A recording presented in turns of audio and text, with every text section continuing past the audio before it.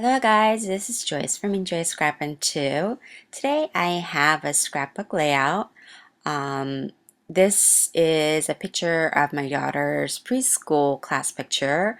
My daughter's in kindergarten now, so this was over a year old. I needed to make it into a scrapbook page. Normally when I do a page, I do a double spread, but today I'll be doing just the single. And here you can see I have a whole lot of chipboard pieces, some embellishments that I cut. I just have a whole lot of things that I just lay down to kind of get an idea of what I want. I initially start like this, but later on I change to a whole new design, which is what you saw in the beginning, the picture. So here I go ahead and use my Faber-Castell Design Memory Crafts gesso, and I'm putting gesso on all of these chipboard pieces. Some are chipboards that I cut using die cut. Some are cut from my silhouette. So they're all different colors of chipboard as well because of the thickness of the chipboards. So I do all this, but I don't use any of it.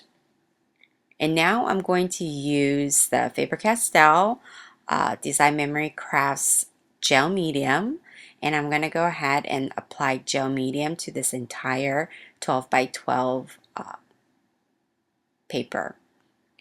And I wanted to do this because I wanted to put tissue paper on it like I did for my album book cover, because I wanted to kind of mute down the colors in the background. You can use just the gesso over it, and that will also mute down some of the colors in the background, but I also wanted to create this texture that you get with the tissue paper. So again, this is an ordinary tissue paper. I save when I get packages and things like that, when gifts. I try to recycle as much as possible. And so here I'm using again the gel medium. This is matte gel medium from Faber-Castell, and I just put the tissue paper all over it. And once that's dried, I'm going to go in with the gesso, the same Faber-Castell, and I'm going to go ahead and put it all over.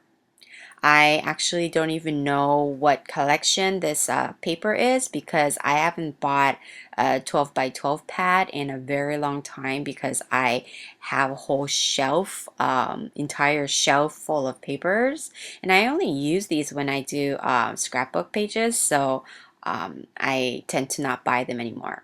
So this is where I changed the entire design. I wanted to frame both the background here that is gessoed. I cut it down to 11 by 11, and I have another black cardstock in the back, which is a 12 by 12. So I'm going to go ahead and frame this piece, this gessoed piece, to the black mat in the back, and I'm also going to do the same for my photo. So here I have this thick black chipboard.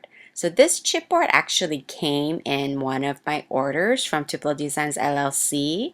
A lot of the times when you order like paper or something that's likely to bend, they always back it with the chipboard front and back so that your item doesn't get damaged. And this is a fantastic quality of chipboard, and I love the fact that it was black because I wanted to make black letters. So you can definitely cut it with the regular chipboard and use black paint or like black gesso, but it was very convenient. They carry a variety of chipboards, all different color, white, black, and craft. So here I have a lot of distress products pulled out. And as you all know, the distress products are very, when you add water to it, they react. And that is the best part about distress. But when you're putting it as your first layer and when you're layering on top of that, sometimes the colors, of course, will move along with your medium because these react with liquid. So one way to do it is to use distress paints, because distress paints, once they are dried, they are permanent, so they will not move. But as you can see here, I'm using the spray. And I just chose out 4 colors. All the supplies that I use will be in the links below, but you can see I spray them all at the top. I believe that is Mermaid Lagoon, uh, Abandoned Coral, Cracked Pistachio, and Fossilized Amber. And I really wanted to create that drip effect, so I wanted it to be colorful. Even though we muted down the scrapbook paper itself, because the colors are so vibrant, I think it really looks great after. So I'm doing the same thing to the bottom. I'm not making it as dark for the bottom. That's going to be my bottom right here. And so I came back, and once it's dried, and so that is my top.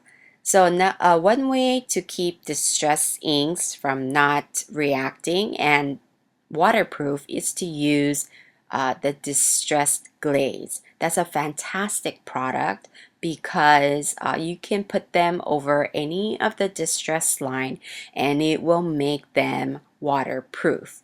But they do kind of give a little bit of a shiny look, but that's okay, because if you're using that, then that means you're probably layering something on top of it. Another way that I like to use is I like to mix my colors with my gel medium. So depending on the look that you want, here again I'm using the matte medium. This is by Faber-Castell Design Memory Crafts, but Tupelo Designs LLC carries a variety of brands of matte medium, so it really depends on the thickness that you want, or whether you want it a matte or a glossy finish. So this, however, is a matte finish. So when you mix the distress ink with the matte medium, it becomes permanent because it's mixed in with the matte medium, and once matte medium is dried, that's going to be permanent. So a lot of the times when you prep your cardstock and things before you get started, you notice like your colors move more, and if you put color on top of a dried matte medium, then doesn't seem to react as or change the color or disturb the bottom colors. So I really like to use it this way because it kind of gives it almost like a glaze in a way. So you can mix any of the distress line. You can even mix it with gesso. You can mix it with texture paste. There's so many possibilities. So what I'm doing is I chose out the same 4 colors and I'm mixing it with my matte medium, and I'm just scraping it on the top, making the top portion a little bit darker. But once that dries, that's gonna again give me this great texture, and you can see all that texture seeping through the tissue paper. So I think that looks really fun. So I grabbed this jumbled, it's called Jumbled Alphabet, I believe, and I'm using some whip spackle from Faber-Castell Design Memory Craft. I really like the consistency of this texture paste, so that's what I'm using today. But again, you can use any of your choice texture paste, modeling paste that you like. What I like about Tupelo Designs LLC is that they carry a wide range of it, so I'm sure you'll be able to find what you're looking for. So I'm just putting some random here and there, and it doesn't matter which way I put the stencil because this is jumbled letters, so they're all like going different directions, so it really doesn't matter. But I did wanted to add some texture to it.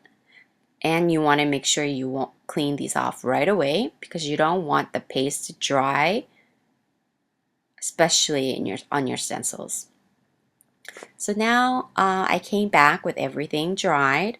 Here I have this glitter cardstock that I cut. I actually cut that using my electronic cutting machine, and at the top you can see that I had cut the word that said preschool, but I'm actually using the negative piece instead of the positive piece, and that's because I want those colors that we put at the bottom to show through. And now I'm using this 1.5-inch score tape. You can use any width of the score tape or any other strong tape. And because I really want this to um, stick really well and flat to the black card base, I'm going to be very generous with my tape. And this tape is super strong. You can also use the Elizabeth Craft Designs. These all come in various widths. You can see there. So scrapbooking, I think, has changed a lot too, as when we first started when I first started like a decade ago. You know, there's a lot of mixed media layouts, there's Project Live, there's so many different ways that you can create these pages. So here you saw that I didn't really press down the tape hard enough, so some of them came off, but that's okay. I basically cover the entire paper here. And remember, these tape, they're very, very strong. So I wasn't quite straight, but yet it touched the top and it tore off the top portion of my cardstock. So I flipped it over because I'm gonna have something else on the back side. So I went and flipped over and I laid it down. So that's gonna give me about 1/2 inch border all the way around. And I didn't cut out the letters or the negatives in a very precise way. Um, I like the fact that they're kind of not perfectly spaced out. So you can see I've used the multimedia mat to attach those preschool because of all the texture that was behind it. And you can see that fantastic texture that was easily created by tissue paper. Here I put this glitter, it's pink glitter butterflies, but it was too bright pink, so I kind of went over it with my gold gelatos and kind of just muted it down just slightly.